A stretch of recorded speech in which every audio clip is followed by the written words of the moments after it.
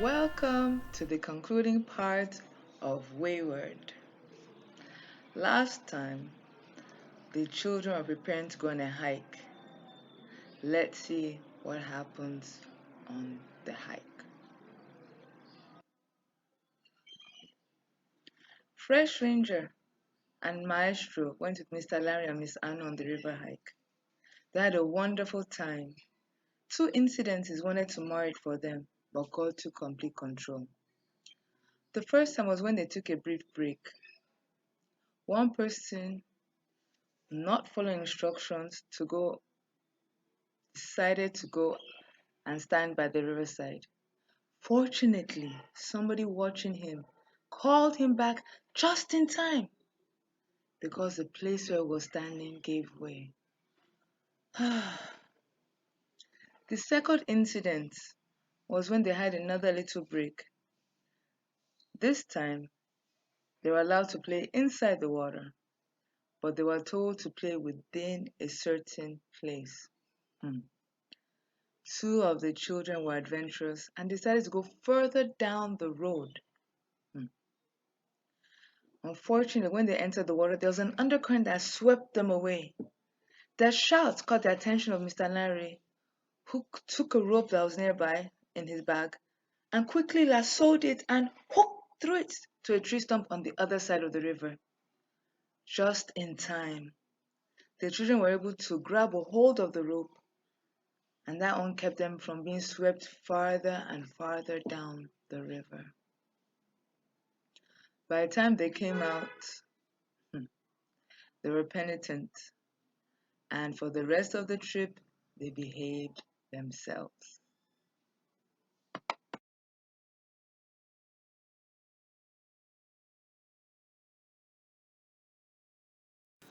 Meanwhile, the second group had an event-free first half of the trip. After their break, they packed up, and Amaka said that she wanted to take over leading the group. She felt she was capable of doing so, having watched the person who had led them up onto that spot. Fola decided to stay close by her. Big Gas was very happy as they continued their walk. The children had enjoyed the snacks that she and the others had prepared, and she even hummed to herself as she walked along. Ara and Teki walked side by side, but they didn't talk much, preferring to enjoy the landscape more. After walking for about 20 minutes, it was obvious that they were lost. Why? Because they should have reached a particular landmark about 5 minutes earlier. Mr. Corriday told them all to stop and sit down so they could get their bearings. Up until that time, he had not been part of the discussion. They all sat down on the grass and they were advised not to go to the edge of the forest. They should stay where the grass was low.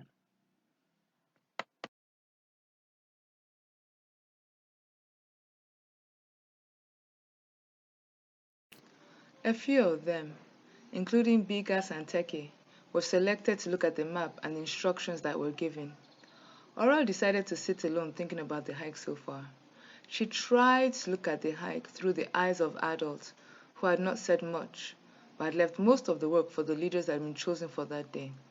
Aurora was one of those leaders. As she looked around at everyone, she noticed a movement near Fola, who had left the clearing and moved towards the bushy part of the forest. There was something moving towards him. It was a scorpion.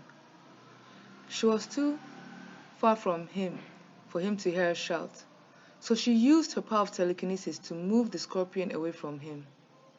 Fola noticed the movement and jumped up. He quickly went back to the cave, the rest of the group relieved. At that same time, it was discovered where the mistake was. The instruction at a particular landmark was for them to go west, but Amaka had led them east. They needed to retrace their steps. Bigas offered to climb to the top of one of the trees so that she could locate the landmark. In less than a minute, she was up and she had a good view of the land area.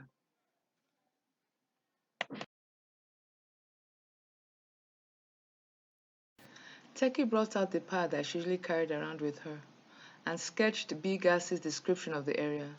Putting the sketch beside the map, they were able to get their bearings, and the group resumed the hike. A number of children were tired, especially because of the break in the flow of the hike. Evan started singing songs, and Aura supported her. Before long, others joined, and they received renewed strength to continue.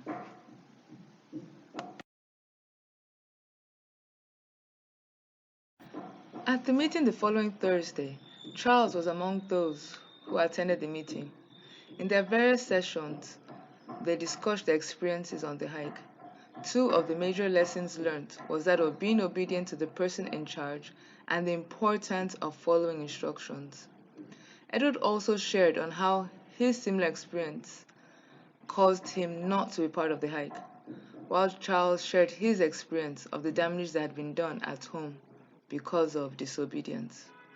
Fortunately, both of them and others had learned their lesson, and Wayward was not able to cause any havoc among them for a very long time. With that, we have come to the end of our story, Wayward. Thanks for being with us. We hope to see you when we have the next episode of the K Squad Academy. Bye.